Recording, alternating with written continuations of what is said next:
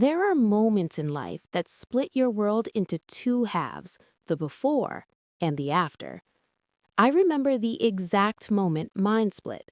I was standing in the middle of a crowded room, wearing the dress I had saved 3 weeks of tips to buy, holding a glass of sparkling water I hadn't even sipped yet, and I felt it, that shift in the air.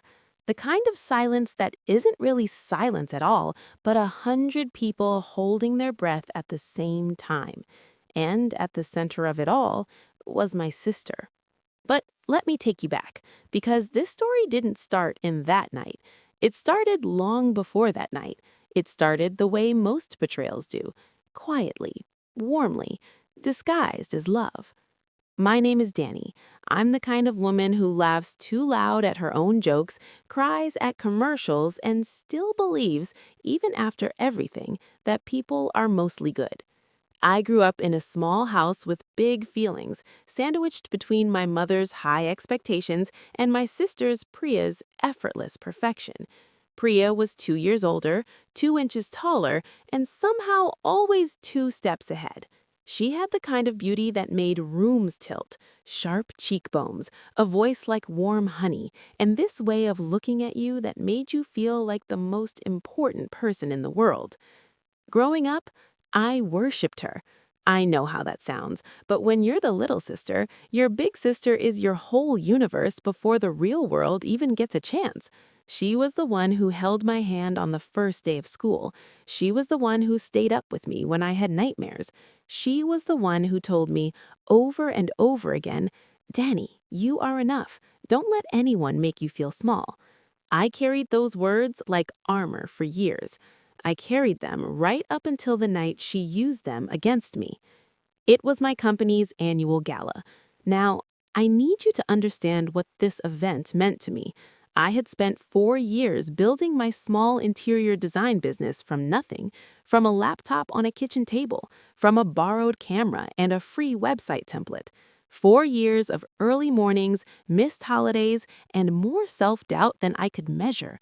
And finally, I had been invited to present my portfolio at the biggest industry event of the year. Real investors, real clients, a real chance. I was terrified, but I was ready. I called Priya the week before, voice shaking with excitement. "Come with me," I begged her. "I don't want to walk alone." She didn't hesitate. "Of course, Dani, I'll be right there beside you. Always." I should have heard the echo in those words. I should have noticed the pause before she said always, but I didn't, because I trusted her the way you trust your own heartbeat, without thinking, without questioning. She asked me details about the event, who would be there, who the key investors were, which client I was most hoping to impress. I told her everything. I showed her my portfolio. I even walked her through my entire presentation, rehearsing in the living room while she sat cross-legged on my couch, nodding, smiling, saying, "That's brilliant, Dani. That's so you." What I didn't know then was that while I was rehearsing my dream, she was rehearsing something entirely different. The night of the gala arrived, and I felt like a different version of myself, the version I had always hoped I could be. I wore that emerald green dress, I curled my hair, I put on the little gold earrings our mother had left me. I told myself, "Tonight is yours. You earned this." Priya arrived at my apartment looking stunning. Of course she did. She gave me a hug, told me I looked beautiful, and we walked in together, arm in arm. For the first hour, everything felt like magic. I was introduced to two investors I had admired for years. A senior editor from a design magazine asked for my card. My hands were trembling, but my smile was steady, and I kept thinking, Mom would have been so proud right now. And then I turned around to find Priya in the far corner of the room, deep in conversation with Marcus Webb, the Marcus Webb, the one investor I had specifically told her about, the one I had been building toward all evening. She was laughing that warm honey laugh, and she had a folder in her hand. My folder. My portfolio. The room didn't go quiet right away. That came later. First came the confusion, that cold, creeping confusion that your brain fights because accepting it is too painful. I told myself I was misreading it. I told myself there was a logical explanation. I told myself, she is your sister. She would never. But what I didn't know that day, or rather, what I hadn't yet let myself know, was that Priya had been planning this long before I ever made that phone call. The room went quiet a few minutes later, and I was the last one to understand why. I walked toward her slowly, the kind of slow that isn't grace. It's shock wearing the mask of composure. Priya. She turned, and for just a fraction of a second, just one heartbeat, I saw something flicker across her face. Not guilt, not shame, something colder than both. Calculation. And then it was gone, replaced by that perfect, practiced smile. Dani, come here. I want you to meet Marcus. I know who he is, I said. My voice was quieter than I expected. What is that in your hand? She glanced down at the folder like she'd almost forgotten it. Oh, I hope you don't mind. I just thought I'd break the ice for you. You always freeze up when you're nervous, so I figured. That's my work, Priya. I know, I was just... Were you presenting it as yours? The smile didn't fall, it just recalibrated. Don't be dramatic. And there it was. Those 3 words she had used my entire life to make me question my own reality. Don't be dramatic, Dani. Don't overreact, Dani. You're so sensitive, Dani. For 28 years, those words had worked. They had kept me small and second-guessing and grateful just to be included in her orbit. Not tonight. I turned to Marcus and I said as evenly as I could, I'm Dani Rao. This is my portfolio. I'm the one who built this company. He looked between us, the awkward, careful look of a man who has suddenly realized he's stepped into something much deeper than a business conversation. He was polite, he excused himself, and just like that, the moment I had spent 4 years working toward dissolved in 30 seconds. The room noticed. People notice things at events like this. They're watching for exactly this kind of drama, even while pretending they're not. The whispers started at the edges and worked their way in. I walked out onto the terrace and I stood there in the cold night air, gripping the railing until my knuckles went white. Priya followed me. I knew she would. You're overreacting, she said, right on cue. I turned to face her, and for the first time in my life, I didn't feel the urge to smooth things over. I didn't feel the familiar pull of keeping the peace at the cost of my own dignity. I felt something else, something that had been building for years, quietly under all that love and loyalty. Clarity. I asked her. What? How long have you been doing this? Taking my work, my ideas, my contacts. How long, Priya? The silence that followed was its own answer. I thought back over the years then, the timeline rearranging itself with brutal honesty. The client who had mysteriously chosen another designer after I told Priya about the pitch. The collaboration I had been so close to landing before it fell through without explanation. The magazine feature that was supposed to be about me, that somehow ended up spotlighting Priya's creative vision. I had explained every single one of those away, given her the benefit of every doubt, because she was my sister, because she said she loved me, because I loved her. You could have just asked me for help. I would have given you anything. And that was the part that broke me open the most. Not the betrayal itself, but the waste of it. She didn't need to steal from me. She never needed to. I would have shared everything, freely, with open hands.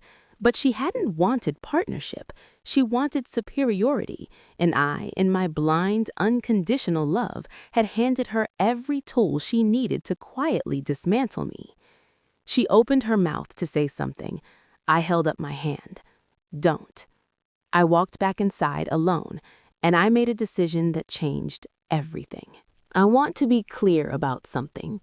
What I did next, I don't call it revenge.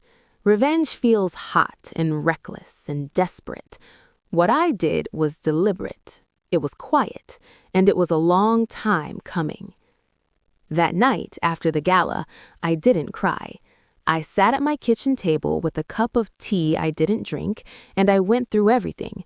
Every email, every saved message, every contract and correspondence going back 3 years. I was meticulous. I was calm. I was, for the first time in my life, completely done making myself smaller to protect someone who had never once done the same for me. I had more than I realized. There were emails forwarded from my account from a shared laptop we used to use when I stayed at her apartment, where she had presented my concept boards to a client under her own name. There were text messages where she casually referenced borrowing my contact list. There was even a draft proposal she had sent to an agency, word for word from a document I had shared with her in confidence. I built a file, quiet and thorough and complete. Then I called Margaret Chin. Margaret was the senior editor from the design magazine, the one who had asked for my card that night. I had been too shaken at the gala to follow up properly, but she had reached out the next morning with a brief, warm email saying she'd like to speak when I was ready. I was ready. We met for coffee, and I laid everything on the table.